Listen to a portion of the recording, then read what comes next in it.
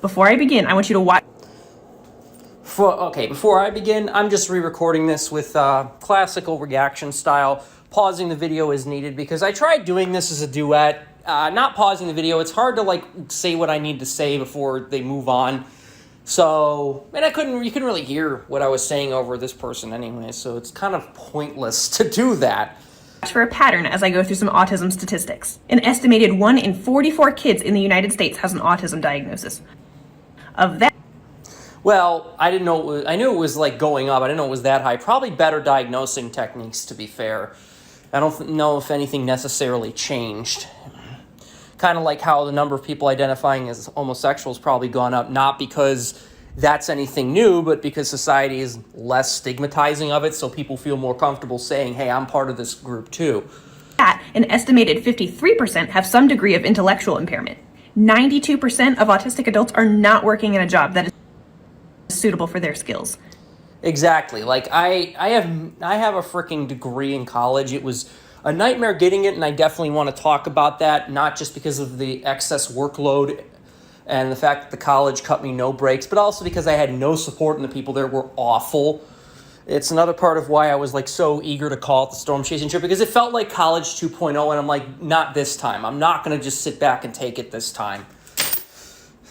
So I'm glad I stood up for myself in that one, but it doesn't change the fact that I'm working a job that is not using my degree. Now, I know there's other people that are not using their degree, but it's sort of frustrating because, well, the degree is not really what I wanted, to be fair, but I was kind of pushed through by my folks because they wouldn't listen when I said I wanted to change or stop or take a break to find what I really wanted to do.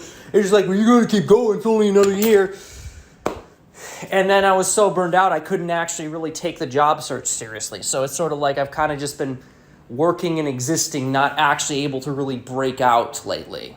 That said, nearly half of 25-year-olds with autism have never even had a paying job. I think this is a combination both of people with autism and other disabilities kind of sometimes being deadbeats and people not giving them a chance because of stigma. Now, and I know you might say, why'd you just say that? That's kind of redundant. A lot of people, I'm going to be honest, on the spectrum, not disabled, they do not push out their comfort zones. I've had so many people who are disabled come to me and say, hey, I want to find a girlfriend, just venting. And it's like, well, why don't we go out and meet people and do this? And then they resist you on it. Or I want to move out. Okay, let's get a place. Oh, I don't know. It just feels like a lot of them kind of just stay at home and don't really do anything. Even though they don't like how their life is, they don't take initiative to change it. It's kind of I'm kind of not happy with them too, because a lot of the times they say, oh, we'll help you with these things, and then they get selfish and value their own, lack of comfort over actually keeping their promises. So you have to understand, it's kind of like a pet peeve of mine that's really messed me up, so I'm not really having as much sympathy as I could. But I'm just saying the truth. There is a problem with lack of motivation in this community. There really is. So that probably doesn't help the fact a lot of them don't have jobs. That said, I think society, again, beating people down and saying you're never going to do this, you're never going to achieve this, and trying to pigeonhole them into, minimum wage work is just not helping. When people try to set your bar low, you don't feel compelled to try. If no one ever supports you, you don't feel compelled to try. For me, I used to try to write. I used to try to play cards. It's taken me a while to get back to taking those seriously, because when I really tried to take it seriously before, people kept shooting it down and getting in the way. They weren't even benevolent watchers. They kept getting in my way actively. Okay. Furthermore, studies show that 90% of autistic women have been victims of sexual assault. That's messed up. But again, people in institutions are scumbags. It also doesn't help that there's this celibacy thing that people who interact with autism have. No one's ever said it, but there's just this idea that we're not going to have sex. So there's no point in trying to teach people about it and how to stay safe and all that. No one ever definitely taught me any of that stuff when I was in my special ed classes. There's also the fact that they don't teach you how to recognize when you're being taken advantage of. Maybe if people said don't fall for people who are trying to con you or something, that would help. But it's like they don't even bring it up. And I feel like sometimes too, even bringing it up is kind of like shunned. People say it's inappropriate or something. It's like, but you got to discuss it at some point. Autism rates in correctional facilities are nearly twice that than of the general population. 25% of us get I'm going to hold that point for a second. epilepsy, over 50% of us have sleep disturbances, and 85% of us have gastrointestinal issues. Another 85% of us That was my attempt at a joke, but I do have gastrointestinal issues. also have mental health conditions such as anxiety, OCD, ADHD, etc. Yeah, the pattern of those last few is that society doesn't give a crap, so we get all these mental health disorders and issues because of that. You notice how a lot of these things are related. Lack of sleep, anxiety. What was the other one she said? I forget, but all of them are related to stress. Where does this stress come from? Do you think it's from people expecting too much of us and not understanding that we can't always give exactly what everyone else can? Not because we don't want to, but because we just, can't, or it's harder for us. Or maybe we would need some help, but instead of helping us, you'd rather just put us down for not being what you expect. Like a lot of people, it feels like people expect these things, gardenscapes.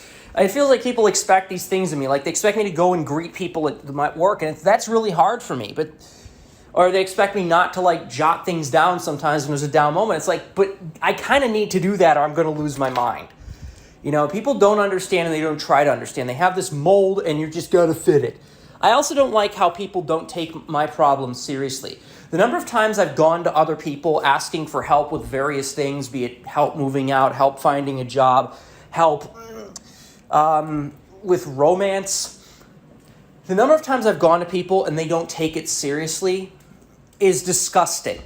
It's disgusting. And worse still, they put you down when you try to, they don't take it seriously. They don't realize how big of a problem this is, or they give you these lame solutions that don't solve anything. Like my sister's idea to, why don't you find friends? Go on Reddit. Reddit sucks. Okay? Maybe you could actually, stop referring me to other people all the time and actually help directly once in a while. Or just keep on, that's another thing. People just refer you to everyone else, kind of like throwing a football around and expecting you to chase it, and you never actually get the football because no one ever just says, okay, here you go. Oh, you got to throw it to someone else. It makes me angry, and I have every right to be angry about that. No one listens when we speak. No one helps us when we ask for it. They don't take us seriously. They don't show sympathy. And that leads to all these mental health disorders that they listed here. You noticed the pattern yet? I'll give you a hint. It has nothing to do with the numbers. Life isn't easy for anyone, but statistically speaking, life with autism can be particularly challenging.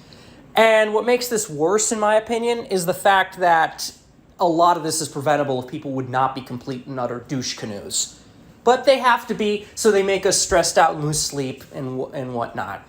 To be perfectly clear, I'm not sharing this information with you to evoke sadness or feelings of pity. I'm sharing it with you because I want you to take these factors into consideration should you ever find yourself in a situation that calls for it. In order to truly empathize with someone, we must first understand their circumstances and how they came to be. You're right. The problem is I don't think a lot of people are capable of that. As is evident by the number of times that I've called out toxic behavior that's going towards me, and instead of ever siding with me, people attack me over it. Heck, I just showed you an example of that. I called out the storm chasing group, not naming any names, just generally saying you guys had a lot of problems that I didn't like. And other people were saying, it was a great group before, so clearly that wasn't off topic. Someone attacked me in the comments and made BS excuses. You played poker on your phone all the time. You sat in the van. Do you understand autistic coping mechanisms when you're being excluded, you brain-dead imbecile? And then, I get banned for derailing the topic. I didn't get banned, but I got muted. But the other person who attacked me, no, nothing happened to them. And the other people who didn't directly talk about the weather, saying, this trip was great, they didn't get banned. You see the hypocrisy there? Again, the person's reason for muting me was it was off topic. Okay, but then what about the people who said positive things? Was that not off topic too? Be consistent. Don't attack people while they're down. And not one person reached out to support me. Now, that said, I did reach out to someone in charge over their head, and I think they might take it somewhat seriously. At least they didn't put me down or ban me for talking to them personally. But again, why is everyone else so toxic? And there's also like a personal history there, so I don't know if that played a role or if they would have not given a crap if I didn't know them before. I don't know. I really don't know. But people suck, and y'all need to do a lot better and stop being dicks.